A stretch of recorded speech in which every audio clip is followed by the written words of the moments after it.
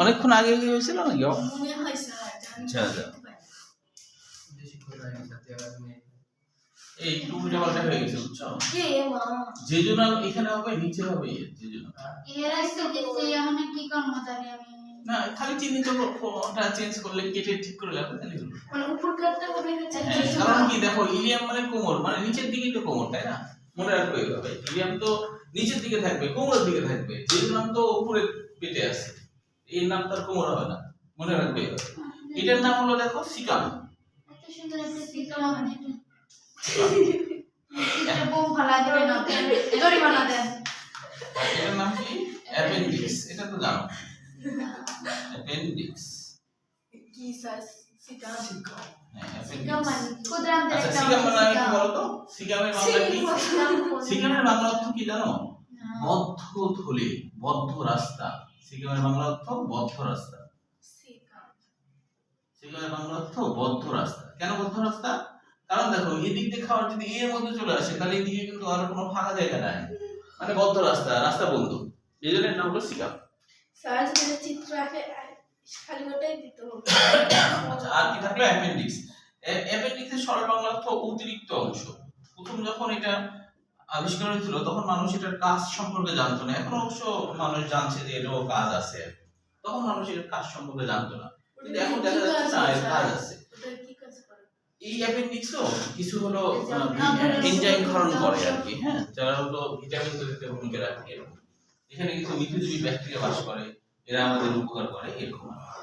তাহলে অ্যাপেন্ডিক্স মানে অতিরিক্ত অংশ, তখন এটা নাম ছিল, হ্যাঁ। আচ্ছা, তারপর হলো এটা তো বৃহদান্ত, বৃহদান্তকে কোলন বলা হয়, মনে রাখবা। এটা হলো ঊর্ধ্বমুখী বৃহদান্ত, এটা হলো অনুপ্রস্থ বৃহদান্ত, তারপরে নিচে হলো নিম্নগামী বৃহদান্ত। এখন বৃহদান্তকে আমরা কিন্তু বলি কি? কোলন বলি। কোলনের বাংলা অর্থ কি বলো? কোলনের বাংলা অর্থ হলো, স্যার এটা বাংলায় পড়ে আসছে, আপনারা ওইগুলো বাংলা। কোলনের বাংলা অর্থ না, কোলন ইংরেজি শব্দ, এটা বাংলা। কোলনের বাংলা অর্থ হলো চওড়া রাস্তা। কোলনের বাংলা অর্থ চওড়া রাস্তা। কোলনের বাংলা অর্থ কি? চওড়া।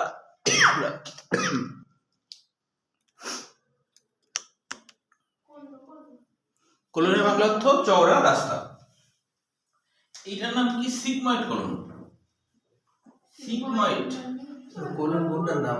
ও, কোলন হচ্ছে নীল কালি, গোটাটাই কোলন, তবে সিগাম বাদ দিয়ে। না, চওড়া, একটু চওড়া করে রাখতে হবে, মোটা করে। এটা তো মোটামুটি মোটা, হ্যাঁ। এদিকে চিহ্নিত করো, এই এখানে চিহ্নিত করো, তাহলে কোলন হলো। সিগময়েড কোলন মানে কি জানো? দেখতে সিগমার মতো, এর মানে মতো, সিগমার মতো, মানে গ্রিক শব্দ একটা সিগমা, এটার মতো দেখতে, এর নাম হলো সিগময়েড কোলন। আর এই নিচেরটার নাম তো রেকটাম বা মলাশয়, তাই না? মলাশয় বা রেকটাম। মলাশয় মানে কি? ওই যে জলাশয় আর মলাশয়, মলের আশ্রয়, এই জন্য নাম হচ্ছে মলাশয়। মলের আশ্রয়, তাই নাম হচ্ছে মলাশয়, ঠিক আছে? আচ্ছা, তাহলে এখন হচ্ছে যে যে কোনো কিছু থাকলেই সেটা তো রূপই নাম হয়, তাই না? জলাশয়, মলাশয়। আচ্ছা, সারিয়া যেখানে থাকে তার নাম সারিয়াশয়, এরকম হবে তাহলে নাকি? আচ্ছা, এটার নাম কি? পায়ু বা অ্যানুলাস। আচ্ছা, অ্যানুলাস, অ্যানুলাস নাম কেন হচ্ছে জানো? এটাকে অ্যানুলাস না, এটা অ্যানাল বলা হয়, অ্যানাল বলা হয়, অ্যানাল। হ্যাঁ, অ্যানাল কেন বলা হয়? অ্যানাল মানে হলো এটা দেখতে আংটির মতো, আংটি অ্যানুলাস থেকে অ্যানাল আসছে, হ্যাঁ, গোল। অ্যানুলাস থেকে অ্যানাল আসছে, এবং আংটি আছে আমাদের প্রত্যেকেরই একটা, ওই জায়গায় একটা আংটি আছে, বুঝছো? সোনার না, চামড়ার একটা আংটি আছে, এই জন্য এরকম নাম হচ্ছে। এখন পরীক্ষায় যেটা বেশি আসে সেটা ধরো এই অংশে, এটা ধরো বললো যে এই অংশের পরিমাপ পদ্ধতি বর্ণনা করো, হ্যাঁ। তারপরে ধরো যে জন্মের এখানে দিল ওয়াই, ওয়াই দিয়ে বললো এই অংশের পরিমাপ পদ্ধতি বর্ণনা করো। এখন তুমি এগুলো নাম জানতে হবে, তাই না? এই কিভাবে করে আবার এই এটা আছে, বর্ণনা লিখবো, তারপর ওই শব্দ বর্ণনা দেওয়া নেই, হ্যাঁ দেয়া আছে, বইয়ের মধ্যে আছে।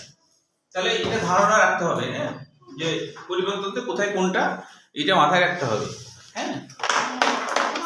আচ্ছা, তাহলে এইটুকু থাক, আগামী দিনে আমরা ছবি বুঝলাম, এখন বাকিটা বুঝতে সুবিধা হবে।